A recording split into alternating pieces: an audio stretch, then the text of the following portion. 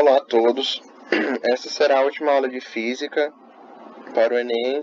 Tem umas aulinhas que eu estava planejando de física moderna, principalmente de relatividade restrita, mecânica quântica, não para o Enem, mas para o SSA, o vestibular seriado da Universidade de Pernambuco, né? Porque cai física moderna, da UNEB também, na Universidade do Estado da Bahia, para quem for fazer. Mas enfim, como a turma não tem adesão alguma da turma, não tem por que eu ficar me desgastando, enfim. Então, essa é a última aula para o Enem. Os outros educadores estão planejando alguma revisão. Eu já aviso de antemão que provavelmente eu não vou participar, porque, enfim. Essa aula de hoje será uma discussão muito mais qualitativa do que quantitativa. Isso é, eu vou descrever mais os fenômenos sem usar muito cálculo. Enfim, eu não vou falar de indução, por exemplo, indução magnética, da equação de Faraday, Newman-Lenz. Então vai ser só o básico mesmo para o Enem. Bom, o nome magnetismo vem de uma pedrinha chamada magnetita, que é o primeiro material, a primeira pedra, primeiro mineral que foi encontrado propriedades magnéticas. E o nome magnetita vem da região que ela foi descoberta, que é justamente a Magnésia, a região da Grécia, mais especificamente na região da Tessália. Seria a macro-região da Magnésia. E Magnésia significa lugar das pedras mágicas, já que essas pedras se atraíam magicamente, né? Eles colocavam uma pedra da outra, elas se juntavam, sem nenhuma ligação visível entre ambas. E isso temos um dos principais focos do estudo, vamos dizer assim, são justamente os ímãs.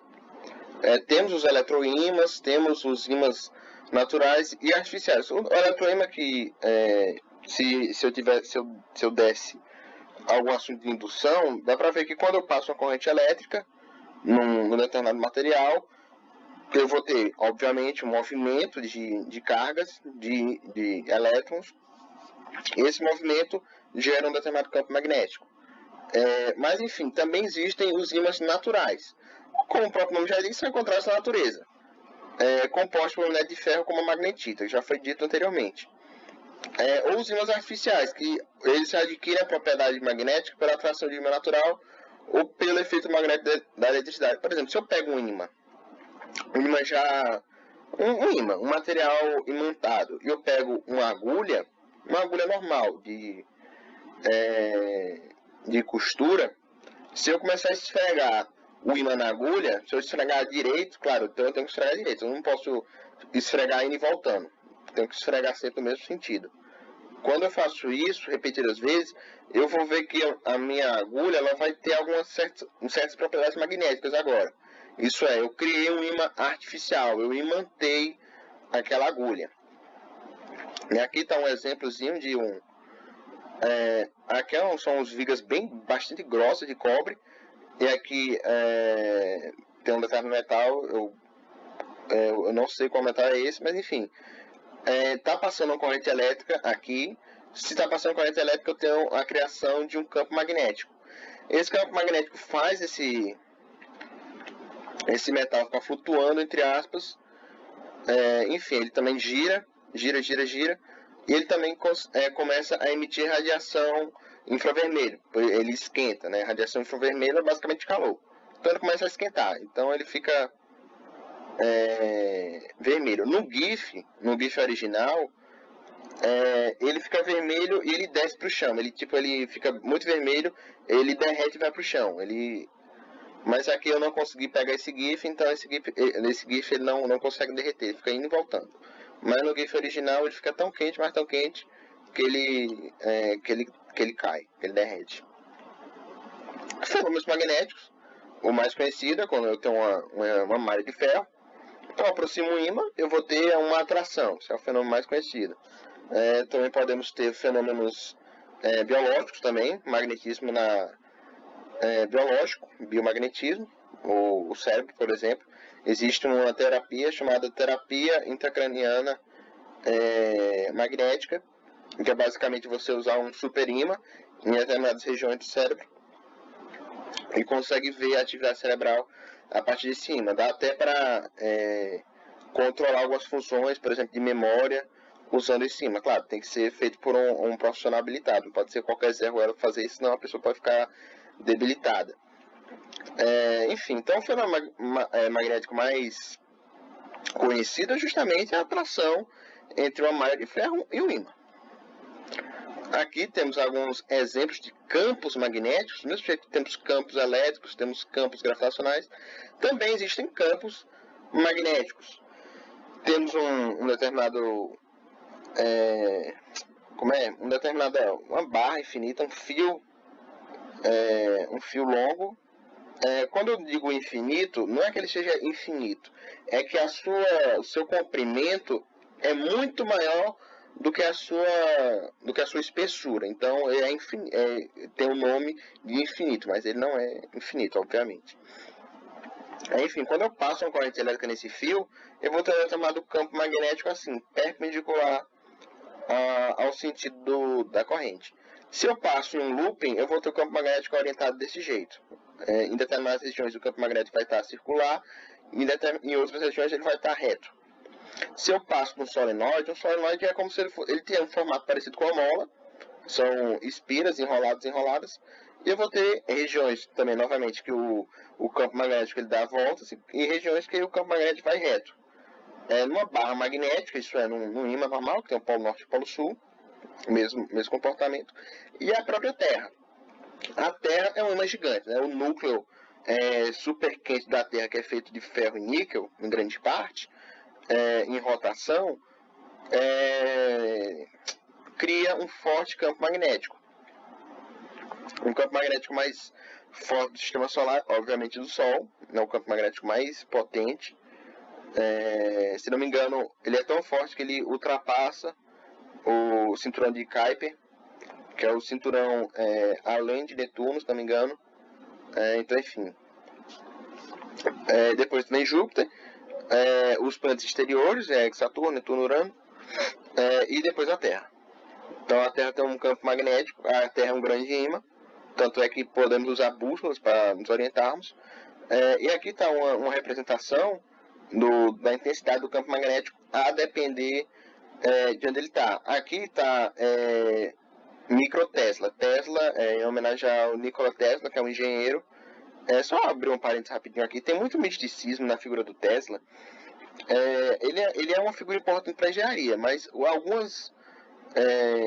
Tesla ele tem algumas ideias bastante erradas com física. Ele tinha essa ideia de de fluido magnético, que, enfim, na própria época dele já se contestava isso. Ele não conseguia aceitar a existência de ondas eletromagnéticas. Então, enfim, o Tesla é uma figura um pouco controversa, e se criou um misticismo dele, da figura que ele vamos dizer, injustiçado, que morreu pobre, etc. Aí ficam dizendo que o Thomas Edison roubou algumas ideias dele, mas isso tudo é só mentira, isso é só especulação, tá? O Tesla, ele é sim uma figura importante para a engenharia, mas para aí. Ele não é, vamos dizer assim, um físico. Ele nunca foi um físico, na verdade, ele é um engenheiro, ele foi um engenheiro injustiçado, vamos dizer assim. Então, mas apesar disso, ele tem contribuições importantes para a engenharia, tanto é que a unidade de campo magnético tem a recepção nome, que é o Tesla. Então, o campo magnético é medido em Tesla. Aqui temos um gráfico da variação para 0,1 microtesla, está representado em azul. Essas regiões, são campos magnéticos mais fracos, porque a região onde está mais fraca. Os vermelhos são as regiões onde está mais forte, então justamente aqui no meio. Vamos supor que isso aqui seja um solenoide, ou uma barra, então dá a dizer que o campo magnético dentro do solenoide é mais intenso do que fora, supondo que isso aqui seja um solenoide. Aqui, lei de Gauss para o magnetismo, existem duas leis de Gauss. Existe a lei de Gauss para a eletrostática, ela vê o fluxo elétrico de uma determinada superfície, que é o fluxo elétrico igual a carga, dividido pela permeabilidade magnética, que é uma das equações de Maxwell. Enfim, a lei de Gauss para o magnetismo, ela diz que não pode existir monopolos magnéticos. Isso é, eu tenho cargas elétricas, eu tenho cargas positivas e cargas negativas. Para uma carga negativa existir, ela não depende de uma carga negativa. Eu posso ter o positivo, ele não depende do negativo. O negativo não depende do positivo. A existência de um não depende da existência do outro. Para os polos magnéticos não é isso que acontece. Se eu tenho um polo norte, eu tenho que obrigatoriamente ter um polo sul. Eu não posso ter um polo norte isolado. Eu tenho um polo norte e um polo sul. Se eu pegar um ímã, cortar ele no meio, eu vou ver que onde antes era o polo norte, passou a existir um polo sul. E onde antes era um polo sul, passou a existir um polo norte. Se eu fizer isso repetidas vezes, eu vou ver que esse resultado, esse padrão sempre vai se manter. Então, a lei de Gauss para o magnetismo, ele basicamente diz a inexistência de monopolos magnéticos. Existem algumas áreas da física, como a teoria das cordas, que tentam pesquisar a existência de monopólos magnéticos, mas sem comprovação ainda. Toda a teoria das cordas, na verdade, ela não pode ser comprovada. Enfim. Então, a lei de Gauss diz a inexistência de monopolos magnéticos. Se eu tenho um polo norte, eu tenho que obrigatoriamente ter um polo sul e vice-versa. A classificação das substâncias magnéticas, eu posso ter o mais clássico, é o ferromagnetismo. São substâncias que se atraem fortemente pelo ímã. Por exemplo, como o próprio nome já diz, o ferro. Se eu tenho uma barra de ferro e aproximo o ímã, eu vou ver que eles vão se aproximar fortemente. Eu posso ter o paramagnetismo, que eles também vão se atrair. Se eu pego um material paramagnético e aproximo o ímã, eles também vão se atrair, mas com menor força, como o neônio, o óleo, madeira, alumínio, a magnésio e a platina. E eu posso ter o diamagnetismo, que é o fenômeno mais legal, vamos dizer assim, que se eu tenho uma substância diamagnética e eu aproximo um ímã, a substância ela se repele. Como bismuto, cobre, prata, ouro, chumbo e a água. A água ela é diamagnética. Dá até para fazer uma experiência que se pega uma bacia com água, pegar um enche, obviamente, pegar um pedacinho de isopor, e colocar um ímãzinho. Eu vou ver que o isopor ele vai começar a ser repelido, justamente pelo diamagnetismo da água. E aqui temos uma representação de como são esses materiais a nível microscópico. Eu vou ter determinados polos sem ter uma orientação específica, eles estão desorganizados.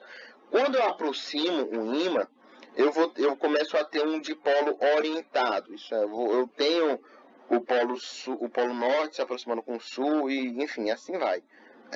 Sendo que na ausência de um ímã, na ausência de um campo magnético, eles estão desorientados, eles estão sem uma direção específica. Então, quando aproximo um ímã, eles começam a se orientar. A depender da orientação, eles podem se atrair ou se repelir.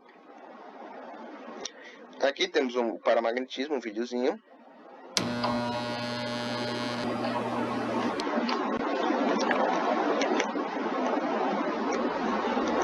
Neste vídeo utilizaremos um ímã de neodímio, um canudinho plástico, um prato contendo água e detergente, um pouco de estopa, um bico de maçarico ligado a um cilindro de oxigênio e um isqueiro. Iniciaremos a demonstração produzindo um pouco de brasa em um chumaço de estopa.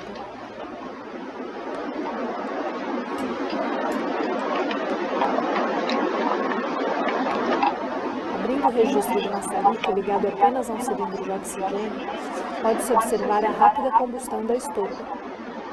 O oxigênio contido na atmosfera é suficiente para acender o fogo. Agora, podemos observar que se soprarmos oxigênio puro sobre a brasa, o processo de combustão será muito mais intenso. Vamos fazer uma outra demonstração soprando um canudo plástico dentro da água com detergente contida num prato e produzindo uma bolha em forma de um meio esfera. O ar contido no sopro contém gás carbônico, vapor de água, gás nitrogênio e um pouco de gás oxigênio. Esta mistura de gases quase não interage com a presença de um campo magnético forte de um ímã de neodímio, e a bolha sofre pouca influência. Agora, se com o bico de maçarico, capaz de emitir oxigênio puro, fizermos uma bolha,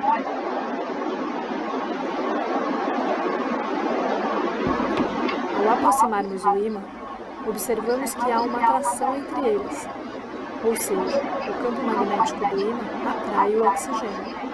Mesmo de forma fraca, podemos observar o efeito de atração, pois quase não há força de atrito entre a bolha e a superfície da mistura no prato. Por ser uma substância paramagnética, o oxigênio é fracamente atraído pelo ímã, não importando a polaridade, como podemos comprovar aqui.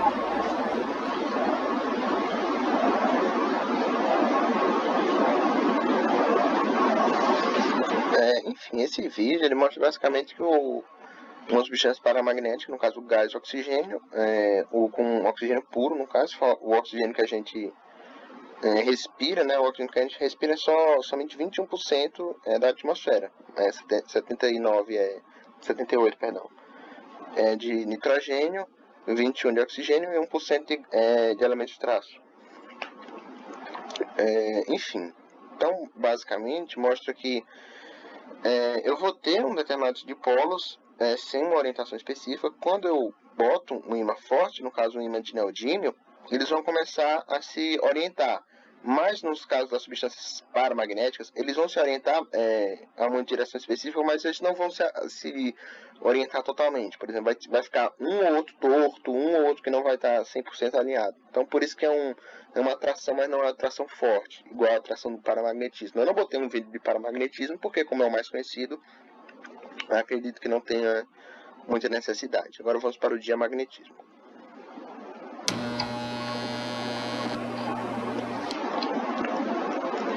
Para este experimento, utilizaremos um ímã com um campo magnético de alto valor e uma peça feita de vidro contendo água em forma de halter e pendurada por um fio fino de nylon preso a um suporte.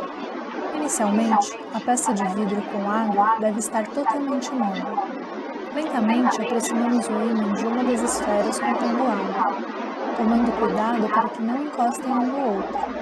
Podemos observar que há uma pequena interação entre ambos, com o ímã repelindo a esfera com água. Portanto, a água não é inerte a um campo magnético como se imagina. Quando sujeitas a um forte campo magnético, as moléculas de água reagem e criam um campo no sentido de repelir o ímã. Esta característica de criar uma fraca força de repulsão que certos materiais possuem é chamada de diamagnetismo. A água é um exemplo deste tipo de material e, graças ao poder magnético de neodímio e ferro-boro, podemos observar esse efeito de interação à distância. Enfim, como já foi dito, o diamagnetismo da água, eu se aproximo um campo magnético forte, no caso do ímã de neodímio, eu vou ter um afastamento da água. Tem até uns vídeos no YouTube que eles conseguem levitar um sapo, enfim, qualquer elemento, qualquer ser vivo, qualquer forma de vida tem muita água, obviamente. O sapo não é exceção, e afinal é um anfíbio. Eles conseguem levitar um sapo, só que eles usam um campo magnético extremamente forte. Se não me engano, o campo magnético que eles usam é comparável com o campo magnético de LHC. Eu posso estar falando alguma bobagem, mas se não me engano, o campo magnético é mais ou menos nesse LHC, tá, que é o grande colisor de hadrons, que é o maior colisor de partículas do mundo. Enfim, coloquem no YouTube levitar sapo com imã, enfim, algo assim, ou em inglês, acho que é mais provável. Enfim, frog magnetic frog, algo assim. Aqui temos outra coisa que é o ponto Curie, ou a temperatura de Curie, enfim. Vem justamente o nome graças a Pierre Curie e Marie Curie. Que basicamente, quando temos uma temperatura, vamos imaginar um gás. Um gás, quando ele está altas temperaturas, eu tenho uma alta energia cinética, isso é, eu tenho um alto movimento das partículas. Se ele está numa temperatura baixa, eu vou ter pouca energia cinética, vou ter pouco movimento das partículas. A mesma coisa se aplica aos metais. Perdão. Se eu tenho uma temperatura alta, eu vou ter um alto movimento, não de moléculas, mas agora de elétrons, de dipolos. E esse alto movimento ele faz com que o material ele não consiga se orientar de forma específica, ele fica sem orientação específica, ele fica desorientado. Quando isso acontece, quando essa temperatura é atingida, ela recebe o nome de temperatura Curie ou ponto Curie. E, obviamente, só dá para fazer uma determinação experimental. Ferro, por exemplo, é de 770 graus Celsius. O cobalto é de 1127 graus Celsius. E tem outra temperatura como ferrite, que é de 450, enfim. Ímã, samário, cobre, de 720 a 800, né, dependendo da porcentagem de samário, dependendo da porcentagem de cobre, enfim. Ímã de neodímio, por exemplo, está de 310 a 400, enfim. São temperaturas altas, geralmente altas, tirando o disprósio, por exemplo, é baixíssimo, menos 185 graus Celsius, temperatura bem baixa. Ou seja, ele naturalmente, o diprósio, ele não pode ser magnetizado, pelo menos em condições ambientes, por causa dessa baixíssima temperatura de ponto Curie. O gadolínio também, 19 só, enfim. Então, basicamente, o ponto Curie é quando a temperatura está elevada para um determinado material que eu não consigo ter uma orientação dos dipolos magnéticos. E aqui o magnetismo terrestre, o geomagnetismo, é a capacidade que a Terra tem de formar um campo magnético, que se denomina como magnetosfera. E justamente isso vem os fenômenos da aurora boreal. A Terra tem um campo magnético, né? Enfim, eu acredito que isso seja de conhecimento de todos, tanto é que podemos usar ímãs para nos orientarmos. Esse campo magnético ele vai se estender de uma ponta alta da Terra, mas o Sol ele também tem um determinado campo magnético. O Sol ele libera partículas, o vento solar, né? Quando ele libera essas partículas, o vento solar, essas partículas elas estão carregadas, são partículas extremamente energéticas, extremamente mesmo. Essas partículas elas batem no campo magnético e são refletidas. E é justamente quando acontece a aurora boreal, ou aurora austral, né? Boreal está relacionado a norte e a austral está relacionado a sul. Por isso que a Austrália não é terra do sul, Austrália. Enfim, então, no Polo Norte ou no Polo Sul, dependendo da região, é mais comum no Polo Norte, mas em determinadas regiões do Polo Sul também dá para ver isso. Temos a aurora boreal, justamente esse fenômeno no céu iluminado com uma faixa verde. São justamente o vento solar extremamente energético, refletido pelo campo magnético da Terra. O campo magnético da Terra, ele também protege a Terra da radiação solar. Estamos a 8 minutos de luz do Sol, 150 milhões de quilômetros, mas o Sol é extremamente energético. Se não tivermos esse campo magnético, provavelmente não existiria vida na Terra. Um planeta, por exemplo, que não tem campo magnético é Marte. Marte tem um campo magnético extremamente fraco, de tal forma que ele não tem atmosfera, ele não consegue segurar a atmosfera. Aqui temos, enfim, uma bússolazinha. A bússola funciona orientando-se para o norte geográfico, ou sul magnético.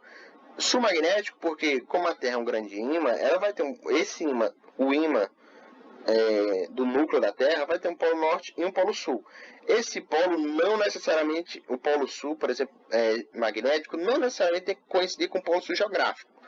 Não necessariamente. No caso aqui, o polo sul magnético, ele é oblíquo, né? Não tem... Temos aqui um eixo geográfico e um eixo magnético, eles são oblíquos, eles não estão no mesmo eixo. Mas o sul magnético, ele está no polo norte, no hemisfério norte, e o polo norte magnético está no hemisfério sul. Ou seja, o sul geográfico está com o norte magnético e o sul magnético com o norte geográfico. Mas tem épocas, a cada milhões de anos, que eu posso ter uma inversão dos polos magnéticos. E quando isso acontece, o campo magnético da Terra então deixa momentaneamente de ter uma força mensurável, de ter uma intensidade mensurável, porque justamente a gente está tendo uma inversão. Mas, atualmente, o polo sul magnético ele se encontra próximo ao norte geográfico.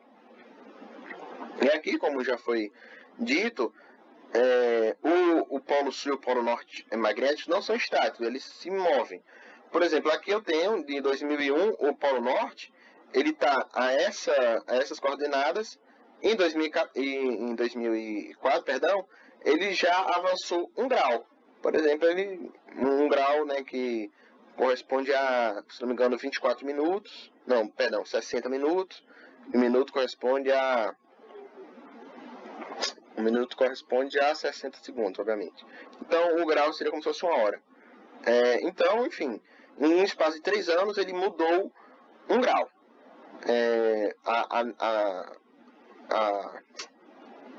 Isso aqui é o que? Nordeste? Nordeste. Não, norte, norte.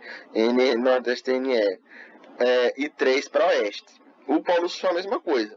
Ele mudou 1 grau de 1998 a 2004, ele mudou 1 grau para o sul e ele mudou apenas 30 minutos para o leste. Então, enfim, o polo norte e o polo sul magnéticos não são estáticos. E o polo sul magnético, como o sul ele é atraído pelo norte e o norte é atraído pelo sul, como uma bússola, o ponteiro da bússola é o polo norte da bússola, ele vai ser atraído pelo sul magnético, que o sul magnético é justamente conhecido como norte geográfico.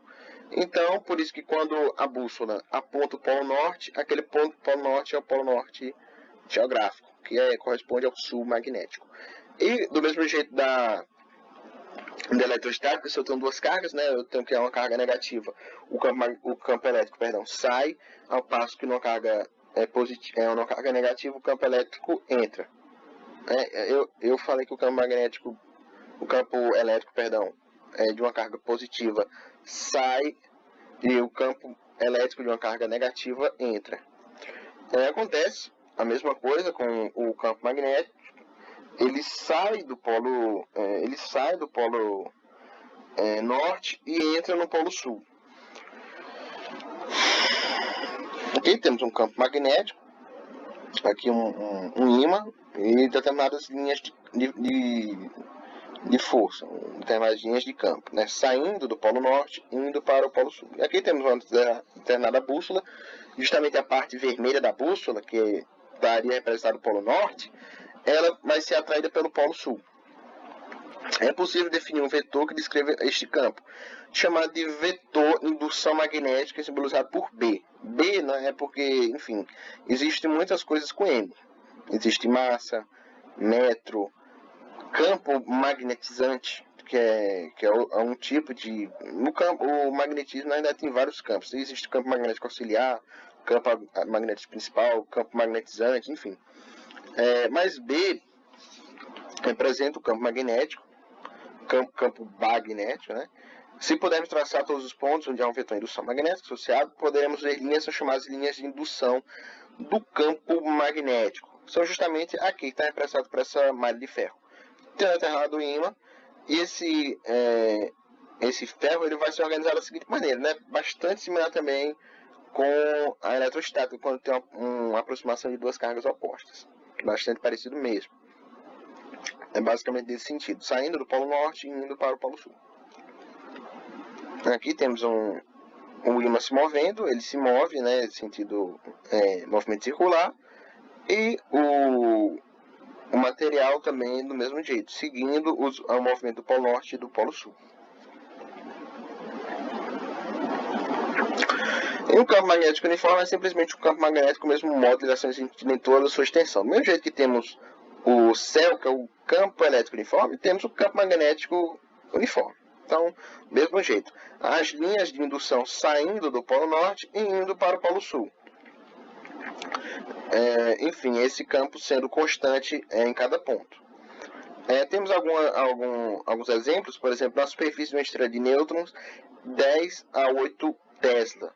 nas proximidades de um supercondutor 5 Tesla, na proximidade de um grande eletroímã 1 Tesla, nas proximidades de uma pequena barra imantada 10 a menos 2 Tesla, campo magnético terrestre em sua superfície 10 a menos 4 Tesla, no espaço interestelar 10 a menos 10 Tesla. Aqui temos um campo magnético gerado pela corrente elétrica, que, enfim, são basicamente os eletroímãs. Aqui eu tenho uma agulhazinha. Essa agulha ela serve como suporte para eu colocar determinados fios que eu vou estar ligando a uma determinada bateria, que essa bateria vai gerar uma determinada tensão. Gerando essa tensão, eu vou ter uma passagem de corrente elétrica. Quando eu tenho essa passagem de corrente elétrica, eu tenho a criação de um campo magnético. Esse campo magnético justamente faz o ímã se orientar, faz o polo norte se atrair, enfim. Então, basicamente, os 3 tipos estudados no ensino médio é um condutor retilíneo ou condutor infinito, uma espira ou um solenoide. No primeiro caso, de um condutor retilíneo, como o nome já diz, é um condutor reto, está determinado no sentido da corrente elétrica, indo do positivo para o negativo, né, o sentido convencional da corrente elétrica, e eu vou ter determinadas linhas de indução magnética que são perpendiculares a essa trajetória. É denotado por isso aqui. Então a intensidade do campo magnético é igual a μ. Esse μ ele é uma constante, que é a permeabilidade magnética no vácuo. Obviamente é no vácuo. Se for em um meio material, tem que usar um μ daquele meio. Mas como a maioria das questões estão no vácuo, então coloca o permeabilidade magnética no vácuo vezes a corrente elétrica dividido por 2πr. O 2π é justamente o π da matemática, 3,1415, e o r é a distância do campo magnético para o condutor. Então, por exemplo, se eu estiver perto do condutor, eu vou ter um grande campo magnético. Se eu estiver longe, se eu estiver aqui, por exemplo, eu vou ter um pequeno campo magnético. Então, são inversamente proporcionais. Só que isso acontece, vamos dizer, em 3 dimensões. E acontece em 3 dimensões. Só que para representar numa folha, uma folha só tem 2 dimensões. Então, para fazer essa representação, usamos uma determinada notação, que é uma notação com um X circular ou uma notação com um ponto envolto por um círculo. Se ele estiver apontando para dentro do plano, isso é para dentro do papel, ele vai estar com esse xizinho. Se ele estiver apontando para fora do plano, isso é para fora do papel, com essa bolinha. Ou seja, aqui eu tenho uma determinada linha de campo magnético. Como esse izinho, o sentido dele está sendo para sair do papel, então eu representaria ele com essa bolinha. Do mesmo jeito aqui. Eu tenho um determinado campo magnético que a corrente elétrica está saindo do papel. A gente vê que ela está saindo do papel. Então, coloca essa bolinha para dizer que ela está saindo do papel. Ela está se aproximando de mim. Se ela estivesse entrando no papel, então colocaria esse xizinho. Mas, enfim, como ela está saindo, coloca a bolinha. Aqui o campo de um solenoide é μ vezes a corrente elétrica dividido por 2R. É justamente o raio do solenoide. Então, novamente, usando a regra da mão direita, que é uma regrazinha que a gente vai ver melhor, que enfim, dá para usar a regra da mão direita para ver a direção do campo magnético, da velocidade, enfim. Então, eu vou ter uma determinada corrente elétrica passando em um determinado sentido, eu vou ter uma determinada distância da periferia do solenoide para o seu centro, e eu vou ter um determinado campo magnético. Esse campo magnético ele está saindo do papel. A gente, por exemplo, tem esse observador O2. Para o observador O2, ele está se afastando, ele está saindo do plano. E para o observador O1, ele está se aproximando do plano. Então, enfim, essa é a maneira de calcular o campo elétrico de um solenoide. Se eu tiver sucessivos solenoides, se eu tiver 2 solenoides, por exemplo, então eu coloco 2 vezes isso. Se eu tiver 3 vezes isso, enfim, assim vai. Se eu tiver agora, eu falei solenoide. que é uma espira, perdão, solenoide é isso aqui. Isso aqui é uma espira, perdão. Se eu tiver 2 espiras, então eu coloco 2. Se eu tiver 3 espiras, eu coloco 3. Se eu tiver 4, 4, 5 e assim vai. Se eu tiver agora um solenoide, que são basicamente várias espiras, uma colada na outra, uma girando, para calcular o seu campo magnético, N, que é justamente o número de voltas, vezes a permeabilidade magnética, vezes a corrente elétrica, dividido por L. Esse L é justamente o comprimento do solenoide. Então, se eu tiver um solenoide grande, eu vou ter um campo magnético pequeno. Se eu tiver um solenoide curto, eu vou ter um campo magnético grande. Se eu tiver um grande número de voltas, vou ter um campo magnético forte. Se eu tiver um pequeno número de voltas, um campo magnético fraco. E assim vai. A lei de Biot-Savart, ela serve basicamente para generalizar o campo magnético. A gente viu que o campo magnético de um fio ele tem uma determinada forma, o campo magnético de uma espira tem outra forma, o campo magnético de um solenoide tem outra forma. Então, são formas que são similares em determinados aspectos, mas não são totalmente iguais. A lei de Biot-Savart é uma generalização. Essa lei ela dá o campo magnético para qualquer... Perdão, era para estar com um dB aqui, para a variação do campo magnético, mas enfim. Ela serve, a lei de Biot-Savart, para calcular o campo magnético de qualquer que seja a trajetória. É uma generalização do campo magnético decorrente de uma corrente elétrica para qualquer trajetória. Então, basicamente é isso. O módulo do campo magnético é a permeabilidade dividido por 4π vezes a intensidade da corrente, vezes o comprimento, vezes o seno de um determinado ângulo que se forma entre a corrente elétrica e a trajetória, dividido pelo raio, que isso é a distância ao quadrado. Então essa é a lei de Biot-Savart, e dá para chegar nas outras 3 formas a partir da lei de Biot-Savart. Usando um pouquinho de matemática, usando um pouquinho de trigonometria, dá para chegar. E aqui a força magnética. A força magnética é igual ao campo magnético vezes uma determinada velocidade, vezes um módulo de uma determinada enfim, partícula, vezes o seno. Esse seno é o seno entre o campo magnético e a velocidade. E é justamente dado pela regra da mão direita. Coloca a sua mão direita, o seu polegar vai ser o campo, vai ser a força. O seu polegar vai estar representando a força. O seu dedo indicador ele vai representar o campo magnético. E o seu dedo médio vai representar a velocidade. Perceba que eu posso aproximar o meu dedo médio e o meu dedo indicador sem mover o meu polegar, sem problema algum. Eu posso afastar também o meu indicador e o meu dedo médio sem mover o meu polegar. Ou seja, eu posso ter várias direções para minha velocidade e para o meu campo magnético que vão ser determinados pelo ângulo que eles fazem entre si. Enfim, e a força magnética vai ser perpendicular a ambos, vai ser perpendicular tanto à velocidade quanto ao campo magnético, vai ser perpendicular a ambos. Enfim, aqui temos dois ímãs, eu coloco o polo norte aproximado com o polo sul.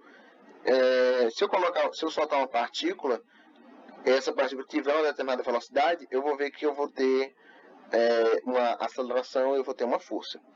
É justamente o que acontece quando eu tenho uma partícula carregada com uma certa velocidade e eu coloco ela em um ambiente que tenha um campo magnético. Ela vai ter uma trajetória helicoidal.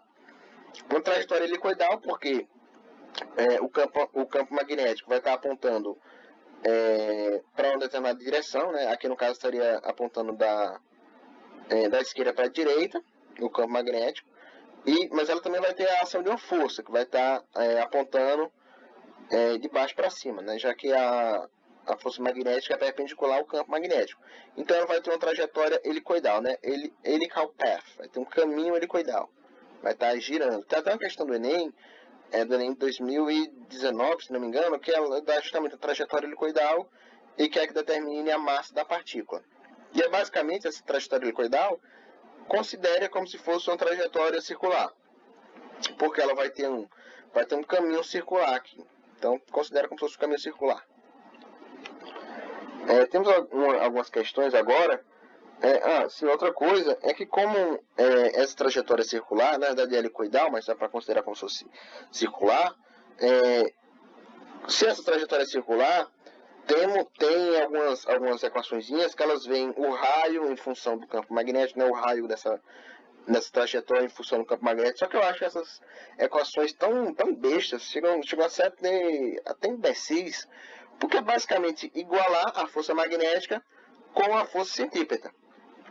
É só isso. Então não precisa ficar decorando fórmula. É só usar um pouco a cabeça. E como essa trajetória é uma trajetória circular, o campo magnético não realiza trabalho. Já que o campo magnético e a força magnética, como eles são perpendiculares entre si, se eles são perpendiculares entre si, eles têm um ângulo de 90 graus entre si. O seno de 90 graus é zero. Então, enfim. Não, perdão. O cosseno. Na verdade, para ver o trabalho, né, temos que ver o cosseno, não o seno, perdão. Como eles têm um ângulo de 90 graus entre si, o cosseno de 90 é zero. Então, o campo magnético não realiza trabalho. Se não acabar ao meio, devemos esperar que suas partes se desmagnetizem. Uma de suas partes torne um polo norte e a outra um polo sul. Cada uma de suas partes torne um ímã menor. Temporariamente percam sua magnetização. Então, se eu tenho uma quebrada, eu pego ao meio, pela lei de Gauss, eu vou ter a formação de dois novos ímãs. Então, letra C, cada uma de suas partes torna-se um ímã menor. Supõe que uma carga elétrica de 4 microcoulomb seja lançada em um campo magnético uniforme de 8 teslas. Sendo 60 o ângulo formado entre V e B, que é a velocidade do campo magnético, determina a força magnética que atua sobre a carga, supondo que a mesma foi lançada com velocidade igual a 5 vezes 10 a 3 metros por segundo. É só jogar na fórmula, sem segredo algum. Então, força magnética igual a campo magnético vezes velocidade, vezes o módulo da carga, vezes o seno. Então, 8 Tesla, 5 vezes 10 a terceira, vezes a carga, que a questão deu, 4 microcoulomb. Micro é 10 a menos 6. E o seno de 60, a questão não deu, mas é obrigação do aluno saber que o seno de 60 é a R de 3 sobre 2. Pelo menos em alguns vestibulares. O Enem já dá o valor, mas em determinados vestibulares o seno de 60, o seno de 30, o seno de 45, enfim, o cosseno de 30, o cosseno de 60, enfim, é a obrigação do aluno saber isso. Menos do Enem, no Enem já dá. Então, basicamente, só substituir os valores na fórmula, calcular, fazendo todas as simplificações, chegamos que a força magnética é aproximadamente 1,4 vezes 10 a menos 1 Newton. Então, letra D. E um fio longo retilíneo, quando percorrido por uma corrente elétrica, cria um campo magnético nas suas proximidades. A permeabilidade magnética é Mi igual a 4π vezes 10 a menos 7 Tesla metro ampere. Se a corrente elétrica é de 5 amperes, o campo magnético criado no ponto P distante 0,20 do fio é basicamente também a mesma coisa, só substituir o valor. Como é um fio longo retilíneo, vamos a essa fórmula, o campo magnético igual a permeabilidade vezes a corrente, dividido pela 2πr, que é justamente a distância. Então, substituindo os valores, chegamos que o campo magnético dá 5 vezes 10 a menos 6 Tesla. Essa foi a aula de hoje, foi uma aula bem simplesinha, sem muito cálculo. O do Enem mesmo, o magnetismo do Enem não costuma ser muito difícil. Todas as questões, essas 3 questões estão na apostila. Na apostila tem questões simples, tem outras questões mais complicadas, mas eu não trouxe as questões complicadas, porque como o Enem não costuma cair muito difícil, então achei um pouco desnecessário. Mas caso alguém queira se aprofundar em algo mais, pode, enfim, chegar a mim ou os outros educadores sem problema algum. E bons estudos a todos.